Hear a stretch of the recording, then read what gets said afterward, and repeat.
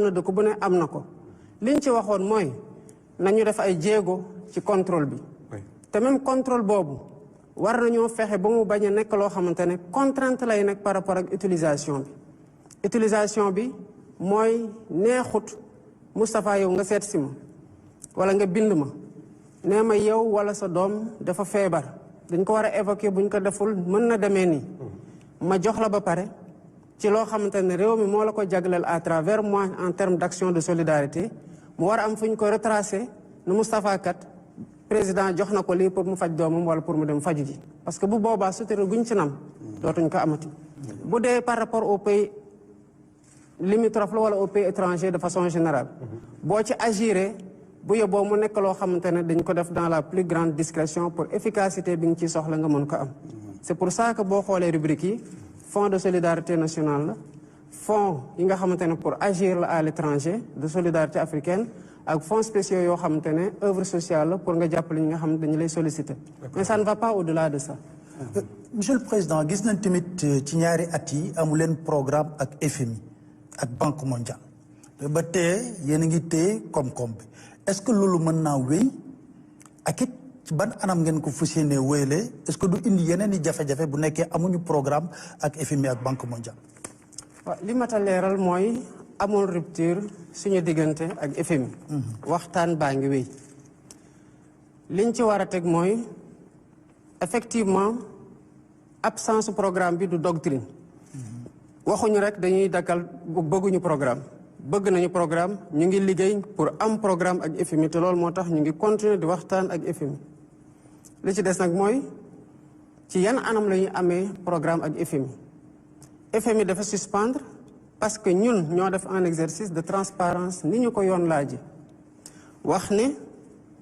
bu ñu ñëwee day am na loi portant code de transparence dans la gestion des finances publiques bu ñuy wax avant les 3 mois war nañoo def audit des finances jox ko Cour des comptes mu càmbar ko ba pare jébbal rapport bi ñu def ko gis situation bu évoluer ñu jël suñu courage à 2 mains décider un exercice de vérité par rapport au peuple sénégalais par rapport ndax cër gi ñu leen may ndax ni ñu leen nawee ak nu ñu wóoloo ñu war leen wax dëgg ci lu ñu mën a xam ñu wax leen ko am honnêteté tamit wax ko nos partenaires du FMI et les partenaires bilatéraux évidemment bu dekkee compte yi dañu am ay données yoo xamante ne c'est des données erronées FMI du ko mën a valider ci processus boobu lañ nekkoon mais li gën a am solo mooy lan lañ ciy jàpp FMI ñëwul 2 ans ngi nii mais terewul suñu trajectoire de croissance mu ngi màgg terewul suñu déficit mu ngi wàcc terewul ñu ngi def plus de ressources dans l'agriculture terewul ñu ngi wàññ les prix des denrées de première nécessité terewul wàññi nañu prix carburant terewul malgré de que ñu wër yëpp ak situation bu ñu nekk ñu ngi ba tey stabiliser suñuy prix par rapport à la baisse bu nga xam te moom lañu def au mois de janvier loolu dafay wone lenn que le pays est tenu maanaam dëkk bi mu ngi ci ay loxo yu wóor 2 dafay wone na tamit que ñi ko téye am nañu xam-xam ndax ci gannaaw loolu il faut une ingénierie politique et technique pour mën a aboutir à ces résultats là FMI ñëwul mais mënuñu xaar FMI kese pour gouverner suñu dëkk pour répondre aux sollicitations askan wi nous sommes obligés de délivrer avec le FMI c'est certes plus facile mais sans le FMI nous réussissons quand même ñu ngi def ay prouesses yu am solo te foog naa ne am na lu mu dalal ci Sénégalais stabiliser ko par rapport ak seen mën-mën. Juste quelques secondes mais quand même pour être beaucoup plus ambitieux bu nu renoué wul ak FMI wala boog bu nu dàbbaliwaatul jëflante bi ñu fexe am lu mel ni FMI parce que un pays quand même c'est les grands chantiers c'est les grands investissements pour l'État mënuñoo continuer rek ak pression bi ñu nekk nii. mooy li ma wax naa ne ñàkk am programme ni du lu ñu tànn ne bëgguñu programme bëgguñu jëflante ak FMI du loolu. dañu wax ne suñu situation bu ñu affiché woon de nii la mel buñ ko càmbaree ndikete wuute na ñu waxtaan ci FMI moom ne bu dee yéen li ngeen waxoon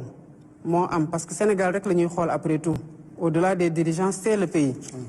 lii moo nekkoon seen agrégat macroéconomique yi seen données yi wax ngeen ne wuute na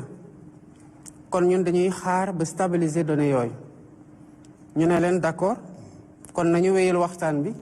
mais en attendant ñun ñu avancer sans le FMI. Très bien. waxtaan gi nag mu ngi am comme ni ma ko waxee. te li ñu namm ci waxtaan bi effectivement mooy à terme ñu mën a am programme te yaakaar naa ne xëy na ci weer yi di ñëw mën na am dinañ am programme ak FMI évidemment dinañu gën a yombalal lu bëri. te loolu la ñuy liggéey ci loolu la ñuy liggéey. ñu taxaw monsieur le président si le secteur des BTP ñu bari wax nañ ne élément central la ci économie jamono ji yàgg na sax ay weer a ngi nii ñuy jooy ñoom ñu bari ne ay emploi la menacé ay entreprise la menacé parce que ñi ci yëngatu dafa bari sur la chaîne alors lan ngeen prévoir justement pour redresser ce secteur pour relancer waat ko. C'est vrai que BTP bi am na ralentissement waaye ci genn pàcc bi bu ñu defee vérification ñu waroon def côté boobu mu ngi reprendre maanaam lépp loo xamante ne c'était lié à la préservation du littoral te loolu aussi c'est une préoccupation des Sénégalais. jël nañ ko en charge avancé nañu levé nañu léegi ñu ngi ci dynamique boo xam ne c'est une dynamique vertueuse ci ñu ñuy gérer le littoral. li ci tegu nag dafa am loo xam ne aussi il fallait que ñu xoolaat ko mooy naka la ñuy fexe ba marché yi ñuy surfacturé bañatee am naka la ñuy fexe ba avance yi nga xamante ne dañ ko joxe sans service fait bañ a am. bëri na fa ay contrat yoo xam ne dañoo fay te teguñu fa benn mool. am na foo xamante ne li ñu joxe ak par rapport ak niveau d'exécution bi dafa wuute trop. am loo xam ne c'est des questions de procédure pour introduire davantage de transparence dans les marchés publics du tamit lu gaaw waaye liñ ci tam li mat a wax mooy bu ñu defee at saytu goog ba pare léegi BTP baa nga jógaat ndànk-ndànk ku ne xam na BTP au Sénégal lu ko gën a téye mooy investissement public. investissement public nag ci contrainte ci environnement boo xam ne wax nañ ko lu jafe la moo tax ci discours 31 décembre bi ma def ma waxoon année 2026 mooy nekk l'année du retour de l'investissement public maanaam état dina commencé waat nag gannaaw ñaari at yi nga xamante ne xawoon na metti dina jógaat commencé di jëlaat alalam di ko dugalaat ci ay chantiers yu am solo ni ko El Hadj Assane waxee sànq mooy ay grand chantier mu am yu bëri yoo xamante ne annoncé nañ ko ci donte nag def nañu un trimestre rek mu am beneen contrainte extérieure bu ñëw maanaam guerre bi nga xamante ne xam nañu ko ak incertitude yu mu andi mais au-delà de ça ñu ngi insister di accompagner le secteur privé surtout ñi nga xamante ne ñu ngi bëgg a investir pour que BTP bi mën a jógaat ñu ngi relancer waat yenn programme yi maanaam le programme de désenclavement bari na ci yoo xamante ne ñu ngi koy génne di ko dugalaat ñu ngi lancer des marchés pour tabax ay agropole ñu ngi def lu bari loo xam ne am nañu yaakaar dina relance waat relance bi BTP bi di commencer jóg dinañ ko mën a matal incha allah. ci loolu monsieur le président ñu ngi wax ne dette intérieure bi mi ngi ci 600 milliards loolu lan la ci état bi fas yéenee def ngir suqali les petites moyennes entreprises parce que. c'est un peu moins de 600 milliards. parce que am na ci loo xam ne ci lu ñu war a fay ci ay prestations autour de 300 milliards la. ci li nga xamante ne dañ ko war a def ci ay remboursement d'impôt de 269 milliards. loolu mooy les données exactes kon des na tuuti pour ñu egg 600 milliards. loolu nag li ñu ci mën a dimbale mooy effectivement ñu am accès aux ressources. ci fu ñu toll nii boo xoolee les ressources wala marché intérieur bi daanaka lu ñuy lever ci ay ressources ci presque 70% foofu lañ koy jële kon am na limite yu ñu am par rapport ak lever ressources pour mën a honorer cette dette des BTP. Après il nous faut trouver une solution à laquelle nous travaillons bi gën a gaaw nag ci ñun fu mu toll nii mooy ñu mën a amaat accès ci ay ressources yu concessionnelles am long terme maanaam nga mën a leb ci loo xamante ne taux bi du rëy maanaam du diis ba pare nga mën nekk loo xamante ne da nga ko war a fay ci délai gu yàgg loolu moo mën a permettre ñu fay arriérés yi BTP bi pour ce qui est des entreprises ak yeneen ñi nekk ca ci dette intérieure yi bu xaw leen a bés tuuti ñu mën a jógaat donc état mu ngi liggéey effectivement avec les partenaires pour mën a arriver à cette solution-là mais en réalité tout tourne autour du paiement des intérêts dans le secteur du BTP et c'est une solution, c'est des solutions sur lesquelles ñu ngi liggéey pour xool naka la ñuy trouver une solution durable. Très bien ñu wax ci pouvoir d'achat excellence des Sénégalais ci wàllu poche nit ñi également c'est vrai que contexte mondial bi ne vous est pas favorable et cetera mais malheureusement njiit moom borom kër nattoom mooy waa kër ga la ñuy xaar mooy yëf yi bar yëf yi gaaw une certaine diligence ndax di ñu wax yëpp yaa ngi yéene baa ngi fi diggé yaa ngi fi on y travaille mais quand même yëf yi du xaar biir du xaar naka la ñuy def ba poosu Sénégalais yi dara nekkaat ci ba nit ñi mun di far seen i yitte tàllal loxo yombul. def nañ ci nag ay jéego yu bare d'abord sur le plan du recrutement parce que koo gis muy wax pouvoir d'achat mooy ku am xëy ba pare bu weer dee mu am lu ñu teg ci loxoom mu mën a dem jàppale njabootam def nañ ay recrutement yu important am plan aussi sur cette année sur les secteurs sociaux ñu ngi continuer aussi di jàppale sénégalais à travers les filets sociaux lu mat 850 000 sénégalais ñu ngi jot ci ay transferts directs te am nañu yaakaar fii ak fin d'année mu dem à 1,2 million sénégalais ñu ngi tamit soutenir le pouvoir d'achat à travers ku xam wax Sénégal wax mbay ci mbay moomu lu ñu dugal ci campagne agricole bi jële ko ci prix boo xamante ne ëpp na prix bi marché international bi joxe pour soutenir le pouvoir d'achat la